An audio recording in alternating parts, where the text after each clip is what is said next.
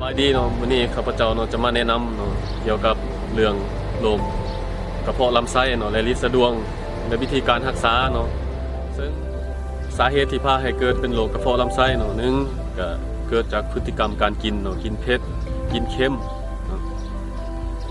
นอกจากนั้นเนาะก็กินข้าวบ่ถึกตามมงเวลาเนาะกินอาหารต่างๆเนาะกระเพาะลำไส้นี้จะเกิดอยู่ในกลุ่มที่ใบกำลังทำงานเนาะใบกลางคนย้อนยังเขาจังว่าเนาะเพราะว่าช่วงใบทำงานนี่จะบุญนำแต่เบียกแต่งานหลายเนาะเวลากินข้าวกินน้ำก็จะบ่ค่อยถึกตามเวลาปานใดเนาะเพราะว่าจะเน้นใช้แต่เบียกแต่งานแล้วเวลาไปกินข้าวกินน้ำแล้วเนาะมักจะกินเผ็ดวันนี้หลังจากกินเผ็ดแล้วเนาะมากินน้ำเย็นซะอีกเนาะเฮ็ดให้การทำงานของกระเพาะหนักเนาะเฮ็ดเบียกหนักแล้วก็เกิดเป็นบาดแผลในกระเพาะเนาะลำไส้หั่น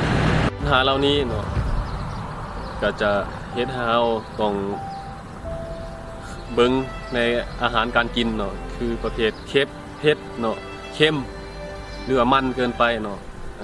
เขาก็จะบ่ควรกินเนาะเพราะว่าถ้าเวลาเขากินเข้าไปแล้วเนาะมันจะเฮ็ดให้ลำไส้หั่นเนาะทำงานหนักเนาะแล้วเวลาขับถ่ายหั่นจะถ่ายยากเนาะจะส่งผลให้เป็นลิ้นสะดวงเนาะตัวนี้เนาะมีส่วนประกอบของสมุนไพรหลายกว่า40ชนิดเนาะและแฮปปี้วันตัวนี้เนาะจะเข้าไปช่วยรักษาที่ต้นเหตุเนาะของโรคกระเพาะลำไส้และลิ้นสะดวงเพราะว่ามันจะเข้าไปช่วยรักษาที่ต้นเหตุจังไดเนาะมันจะช่วยสร้างภูมิคุ้มกันสร้างเซลล์